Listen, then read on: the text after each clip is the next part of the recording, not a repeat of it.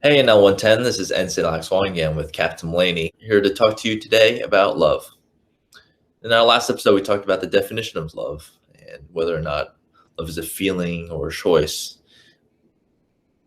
What about the difficulty of love?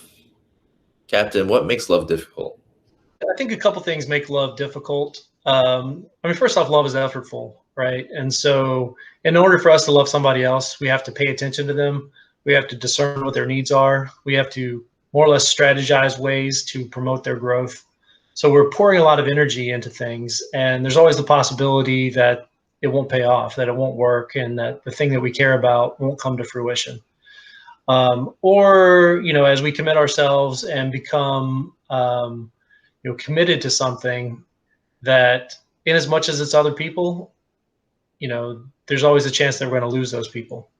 And so in some ways, every time that we love something, we open ourselves up to the possibility that we're going to kind of lose that thing.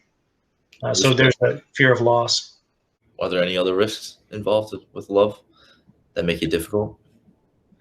Yeah, another risk of love is actually interdependence. That if I pair up with somebody else or a group of people, then I just don't have the same independence that I used to have. So I lose some autonomy every time that I enter into a loving relationship. I don't have the same freedom of choice that I would otherwise. So I think that's one. I think another one is the risk of commitment. That taking responsibility for another person is really an enormous burden. You could see it as a burden, right? That's what the risk is, of fearing that it's going to be an enormous burden. So if I enter into this relationship, then I'm going to be, responsible for trying to promote that person's growth for the long term. So we see this in the military. The weight of command is exceptionally heavy, right? And I think that's the same kind of risk of commitment that you have on a smaller scale, just with any act of love. And I think one other big risk that we have of love is that if we actually love somebody, we can't stand by idle, right? And so we're actually going to have to engage with other people. And many times we don't want conflict. So kind of ironically, the act of love in many ways requires us to be willing to have conflict with other people, to engage with people and say, hey, I'm not sure you're doing the right thing here. I think that the things that you're doing might be hurting you and might be limiting your growth. And if I am really committed to somebody else's growth, then I'm going to have to do those things. So once again, I think that's another fear that people have, is that if I really become committed to this, then I'm going to have to be in, sometimes a contentious relationship in which people might not always want to hear the things that I have to say. And you talk about the risk of confronting somebody for their own growth. What if it's you're concerned about how they're treating you as their partner? Yeah.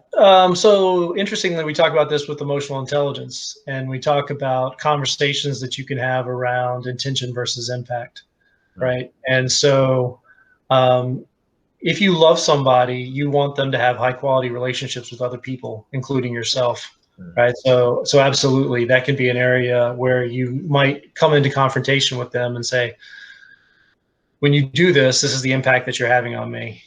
And hopefully they're at the place where they can say, I'm sorry, I did not intend to do that. And you can start to negotiate what would be more effective in your interpersonal relationship. It sounds like love. A loving relationship is disciplined and has maturity. Maturity and emotional intelligence and critical thinking. And really what we've been talking about this whole year is fundamentally about growth. So in as much as love is about the growth of the other individual, it's going to tap into many of the topics that we've talked about this year.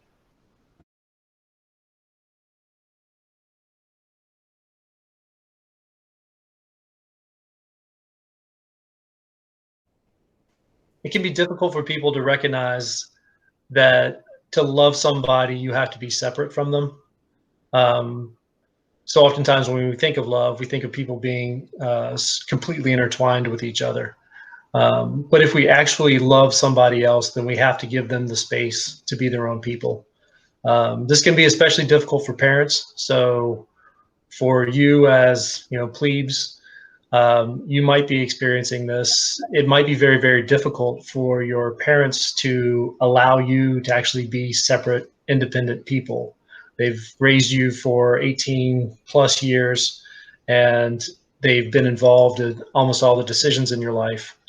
And if they are going to love you fully, they have to recognize that you're going to emerge as an adult. And as an adult, it's not really going to be appropriate for anybody else to be driving your decision making. You're going to have that responsibility. So in order for them to love you and to facilitate your growth as a person, they're going to have to accept your separateness as a person, and let you grow into that. So that's kind of a counterintuitive thing. We don't think about love as separateness, but to truly love people, then we have to think about them in their own right and give them the space to be themselves. Sir, thank you for your time, and I'll see you on your next episode. Excellent. Take care.